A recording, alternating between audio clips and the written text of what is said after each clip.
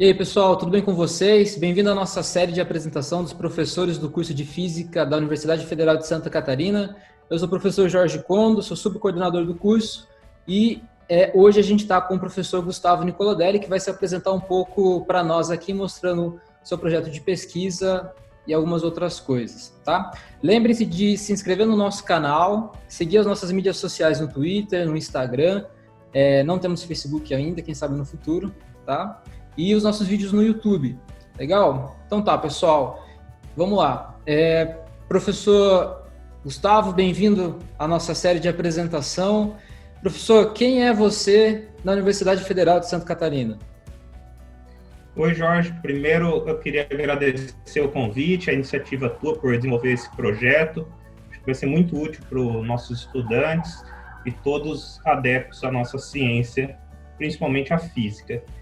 Eu sou físico bacharel de formação, formei em Londrina, na Universidade Estadual de Londrina. Lá eu realizei meu mestrado também, trabalhei com semicondutores. Depois eu fui realizar meu doutorado na USP, em São Carlos, onde eu trabalhei também com física aplicada, mas na área de biofotônica. E na sequência eu realizei meu pós-doutorado na Embrapa Instrumentação, onde eu trabalhei muito, apliquei todo o meu conhecimento de física na área de agronomia, que é muito interessante, que é uma parte do que eu estou desenvolvendo agora aqui na UFSC e quero contribuir com todos vocês. É isso. Obrigado, professor. Então, como vocês veem, o professor Gustavo tem um ótimo pesquisador, tem um currículo bastante rico e contribui bastante com o nosso departamento de física e também, é claro, ensinando no nosso curso de física da universidade. Gustavo, vamos para a sua apresentação, então, ver o que você faz aí de pesquisa? Vamos lá. Então, vamos começar com a apresentação. Como eu disse, sou Gustavo Nicolodelli. Meu e-mail eu deixei aqui já na primeira página, quem quiser pode depois voltar, quem se interessar, quem tiver dúvidas, é só me escrever.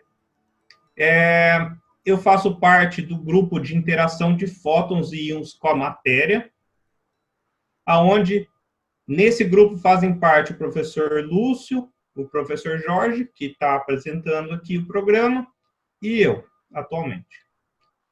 Como o próprio grupo já diz, uma das linhas de pesquisa é a interação da luz com a matéria. Particularmente, eu cheguei na UFSC no final do ano passado e estou abrindo duas linhas de pesquisa dentro desse grupo. Seria a espectroscopia de emissão óptica de plasma induzido por laser, conhecido como LIBS, e a fluorescência 3D, fluorescência tridimensional, ou matriz excitação-emissão.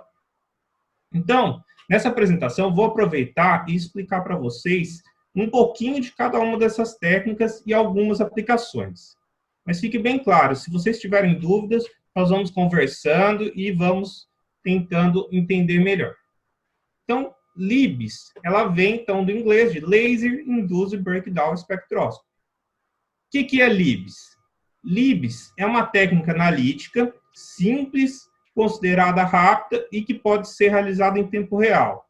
Ela é baseada na análise de um espectro de emissão atômico e iônico a partir do plasma que é gerado ou induzido por lasers. Tá? E quando que ele ocorre? Ele ocorre normalmente quando um laser pulsado é focalizado em uma pequena região da amostra. Esse laser tem que ter uma densidade de potência muito alta, de forma que ele excede cerca de megawatts por centímetro quadrado sobre a superfície da amostra. Assim, ele consegue gerar, então, esse plasma ou essa faísca sobre a superfície da amostra. E é muito alto, temperaturas chegam a atingir cerca de 100 mil kelvins. Tá? E a densidade formada de elétrons é bem alta também. Aqui do lado, aqui embaixo, eu coloquei para vocês um setup bem simples de como que funciona essa técnica. Eu tenho um laser, você pega esse laser, focaliza através de uma lente sobre a superfície de uma amostra. Esse laser tem que ter algumas características próprias. e ele gera esse plasma na superfície da amostra. Depois você coleta com um outro conjunto de lentes, através de uma fibra ótica, vai com um espectrômetro, e através de um controlador de tempo, você consegue fazer a aquisição desse plasma no tempo correto, que eu vou explicar mais para frente como funciona, e obtém um espectro. Se vocês quiserem detalhes, aqui eu deixei marcado onde tem essa figura. Qual que é a motivação de você trabalhar, então, com a técnica LIBS? Normalmente, as técnicas analíticas convencionais, que não são LIBS, elas são dispendiosas, precisam de um cuidadoso preparo de amostras, lentas, então, produção de grande volume de resíduos químicos. Você precisa preparar, para preparar uma amostra, com as técnicas ICP, por exemplo, absorção atômica, você precisa utilizar reagentes químicos, e isso, então, gera esses resíduos. Então, comparando, a princípio, teríamos essas desvantagens. Agora, o LIBS, quando eu penso só em LIBS, ele tem uma série de vantagens para a gente. Isso motiva a gente a trabalhar com ele. Seria uma análise rápida, versatilidade amostral, pode ser utilizado em sólidos, líquidos e gasosos. Nenhuma ou pequena preparação das amostras é necessário. Às vezes você pode pegar qualquer tipo de amostra e direto no laser já fazer a análise. Não gera resíduos químicos, não temos que fazer nenhum tratamento nas amostras. Ela dá uma impressão digital da amostra, uma impressão química. Você consegue pegar, ver todos os elementos que possuem a amostra. Então, dentro desse mesmo range, então, ela é uma análise multielementar simultânea. No mesmo espectro, você já traz toda essa informação. Algumas técnicas você tem que analisar elemento por elemento. Nessa técnica, podemos trabalhar com todos ao mesmo tempo. E ele é possível de portabilidade. É muito interessante isso, porque nós podemos trabalhar com ele, levar, por exemplo, para uma empresa, levar para um campo. Conseguimos fazer sistemas portáteis utilizando a técnica. E, na desvantagem, como eu deixei aqui, ela apresenta, lógico, desvantagem, nada é tão perfeito, como a sensibilidade de detecção. Às vezes ela é um pouquinho inferior, depende do elemento, depende da amostra, do que as técnicas convencionais. Só que estão buscando a literatura, existem vários trabalhos que trabalham com alguns sistemas, por exemplo, LIBS impulso duplo, LIBS ressonante, que a gente consegue melhorar essa sensibilidade de detecção.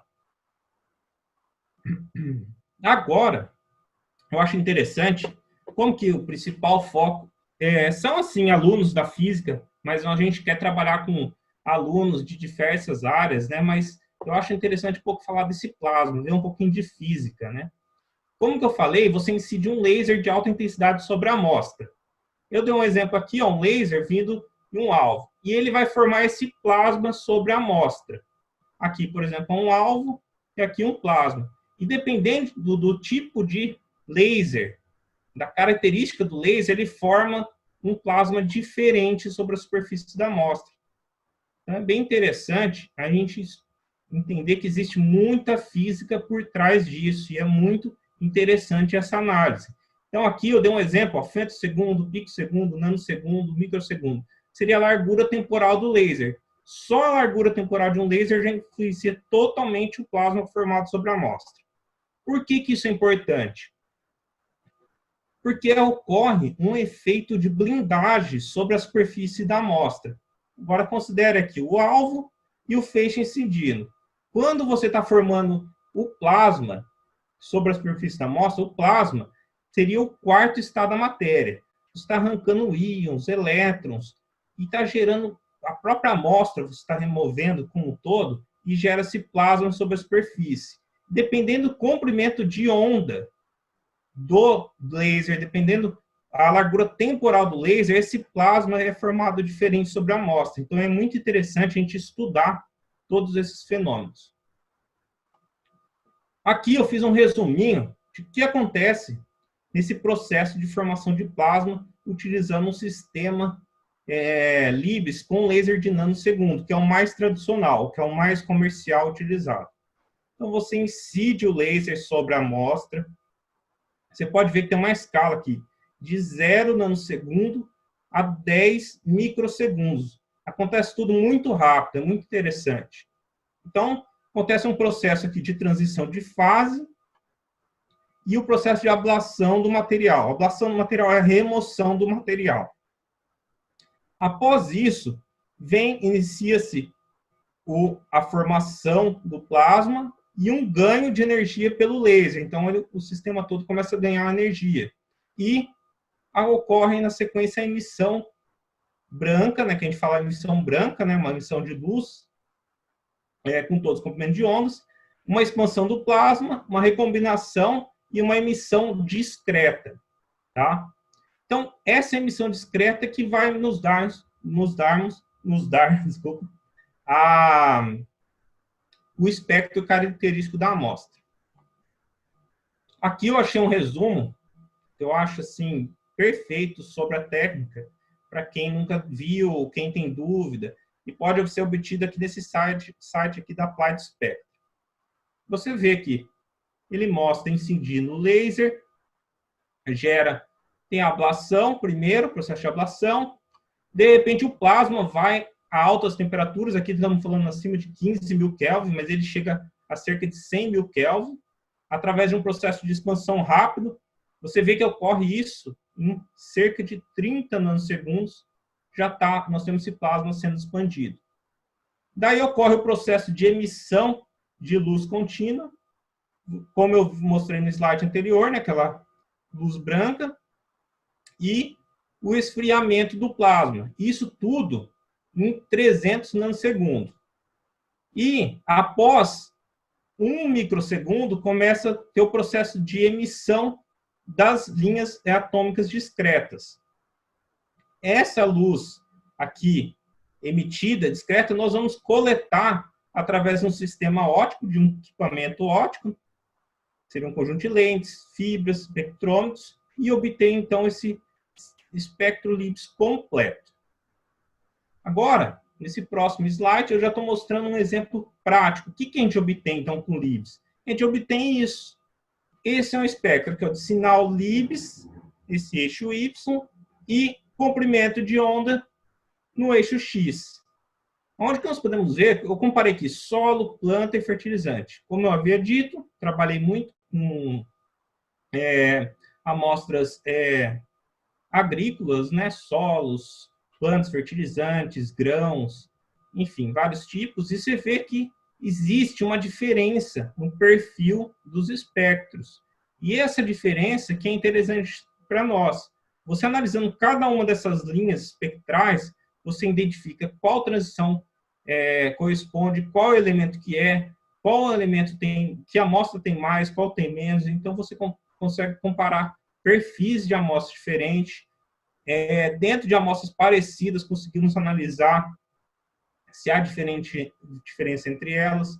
Então, é um estudo bem robusto, dá para ser feito. Agora, tem aquele espectro completo, o que eu faço? Então, eu dei um exemplo aqui, eu selecionei só uma linha do potássio, por exemplo, que aqui, ó, no comprimento de onda exato de 693,82 nanômetros, eu tenho aqui, recortei o espectro só nessa região. Você vê esse perfil, que é o que a gente chama de linha espectral. Como que eu posso analisar ele? Normalmente, a gente pega a altura da intensidade desse pico, ou a gente pega a área desse pico. E ela, na literatura, ela é dita que quanto maior o pico, a altura do pico, quanto mais intenso esse pico, maior concentração do elemento eu tenho na amostra. Então, normalmente, a gente usa isso como um parâmetro de análise qualitativo ou quantitativo. Aqui eu dei um exemplo, a gente comparando o LIBS com medidas ICP e de absorção atômica.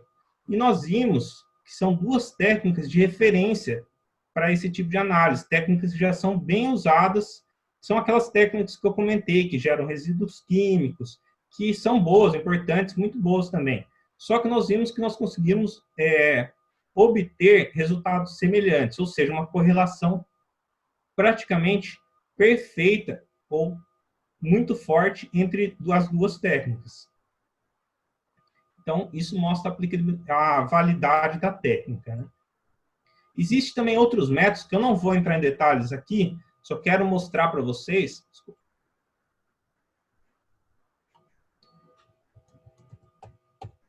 Pronto. Que é o método calibration free. Nós utilizamos alguns parâmetros, o plot de Boltzmann, foi feito toda uma normalização, um modelo, de forma que eu consigo, através do meu espectro, obter a concentração do elemento.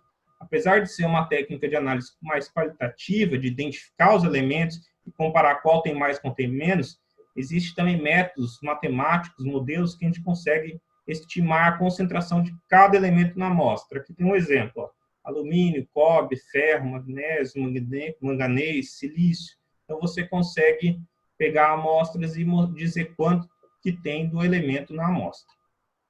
É um método um pouco mais complicado, porém, nós podemos trabalhar com ele também, tirar dúvidas, quem tiver interesse. Como eu tinha dito também, outras técnicas para melhorar o sinal da amostra seriam Double Pulse Libs. Aqui tem um sisteminha que eu desenvolvi durante meu pós-doutorado na Embrapa.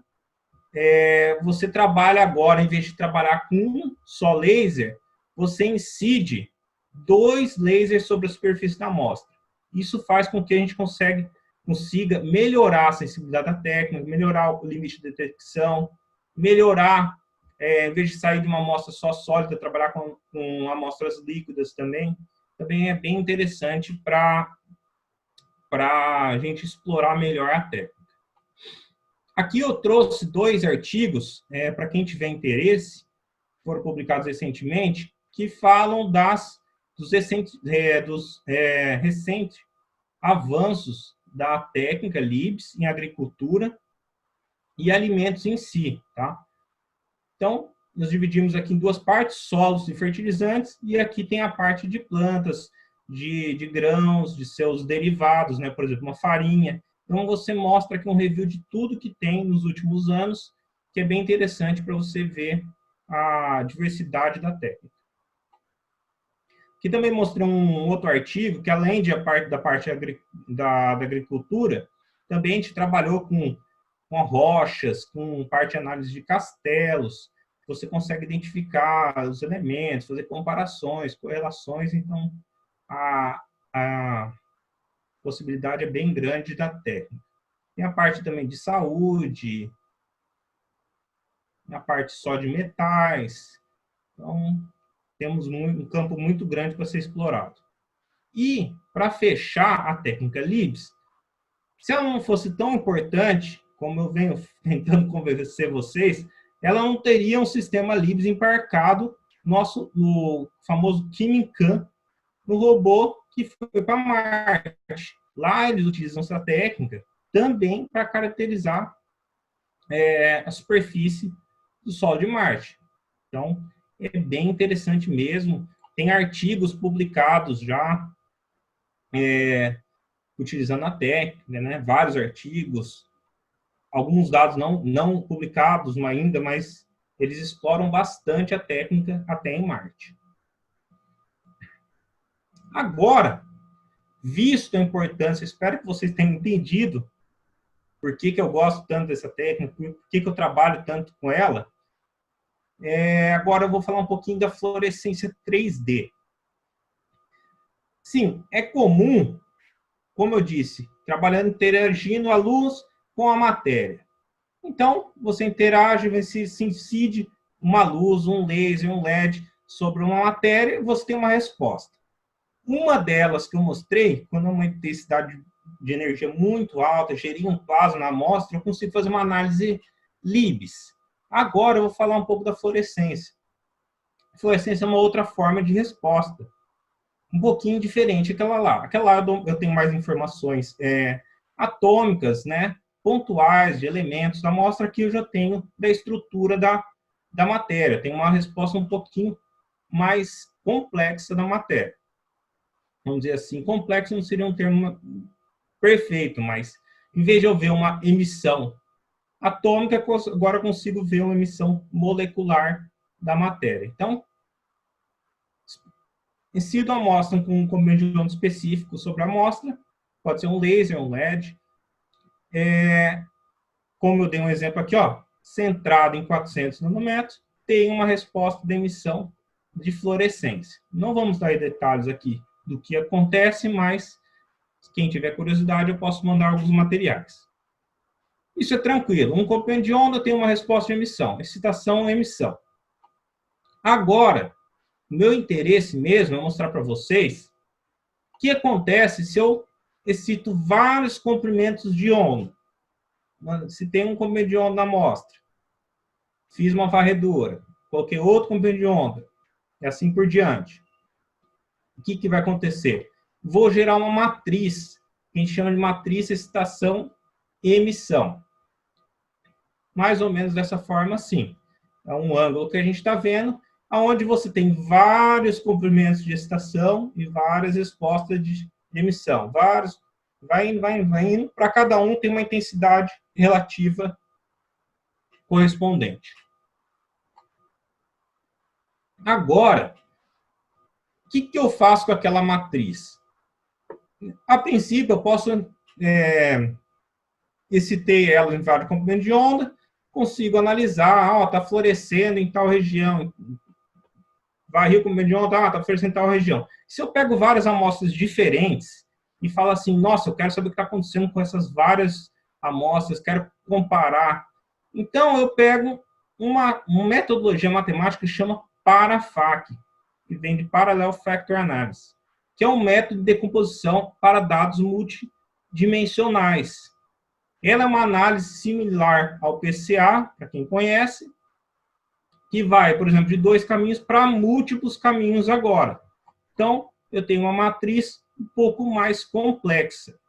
Aqui eu fiz até um modelo matemático, não vou entrar muito em detalhe aqui, vou tentar falar alguns passos disso daí.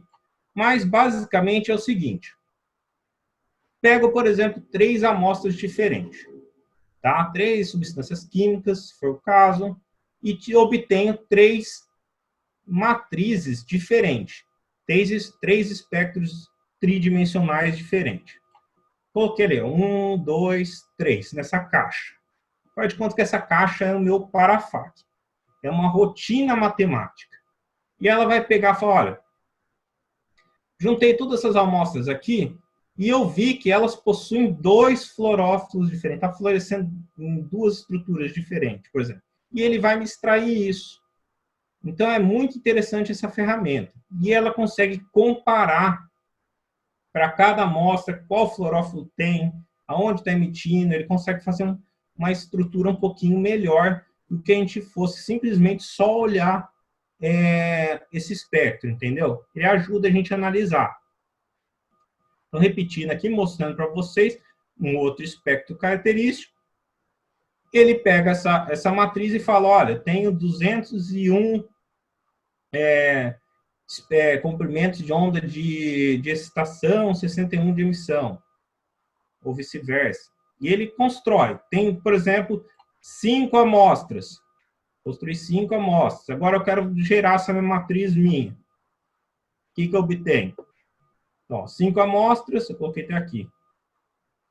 201 comprimentos de onda de emissão, 61 de excitação. E ele começa, então, a fazer as combinações.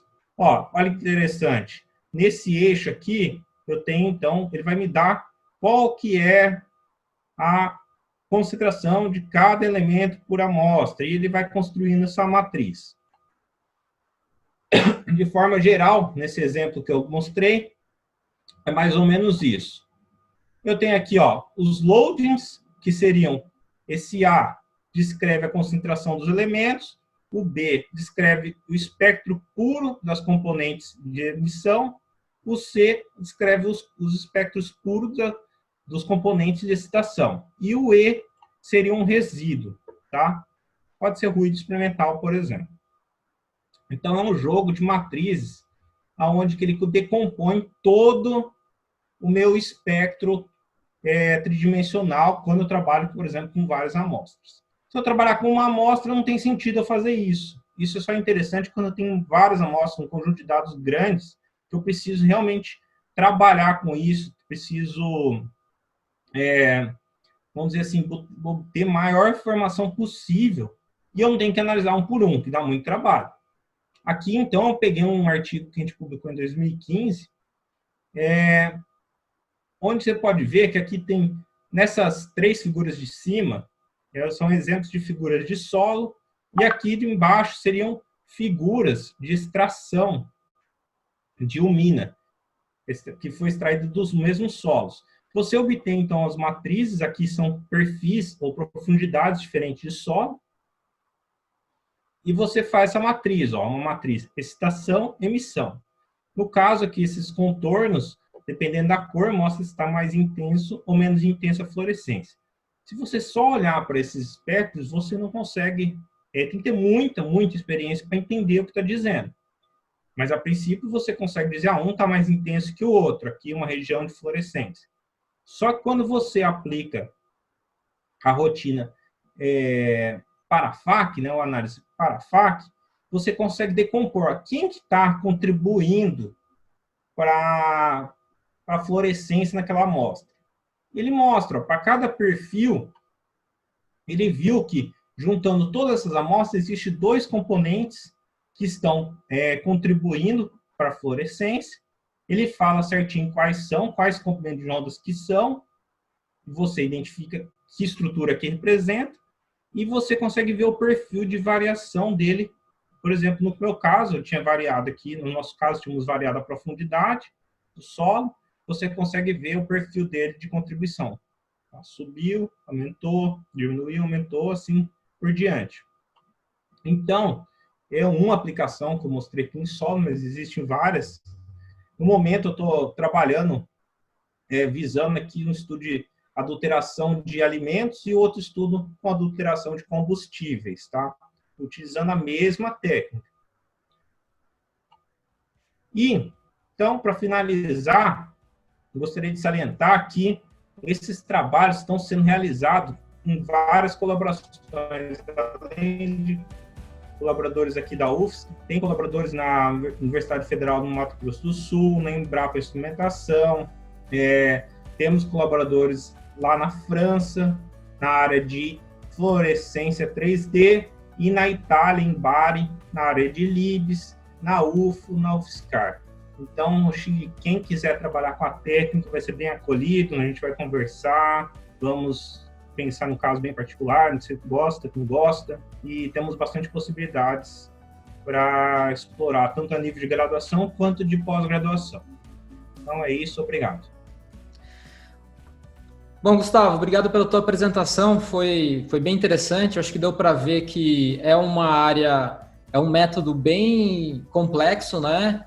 Bom, ele é ao mesmo tempo simples, como também é complexo, e tem um monte de coisa para ser feito ainda em cima dessa técnica, né? O professor Gustavo, ele trouxe essa técnica aqui para nós na universidade, o LIBS, né? O Light Induced Breakdown Spectroscopy, que parece ser bastante interessante e com muito resultado legal, além de ser possível ser aplicado em várias áreas, né? Na medicina, na agricultura, em arqueologia, né? Uma infinidade de coisas legais que dá para fazer com isso. E o professor está procurando um monte de aluno aí de iniciação científica, aluno de mestrado, doutorado. A gente tem um laboratório para poder, né, botar aluno lá para trabalhar, então a gente está precisando de aluno. E assim que acabar essa pandemia, né, vai dar para poder ter bastante aluno, né, Gustavo? Não, estamos aí. A ideia nossa é sempre colaborar e o aluno faz parte disso, é essencial para isso, porque sozinho a gente não consegue fazer tudo, a gente tem umas ideias e quer mesmo o aluno com a gente. Estamos esperando a pandemia, vai passar, tudo é passageiro e nós vamos trabalhar. Estamos aí. E quem quiser mais informações, vocês podem mandar um e-mail para nós, né, o professor também, Gustavo, ou mesmo procurar a gente lá na universidade, na nossa sala, quando a gente puder voltar para a universidade de maneira segura. Beleza? Então tá mais. Muito obrigado, Gustavo, e até a próxima. Tchau! Valeu, Jorge. Um abraço.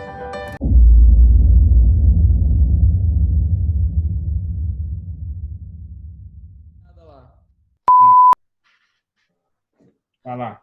que eu faço? Me acompanha, Agora. vai na minha.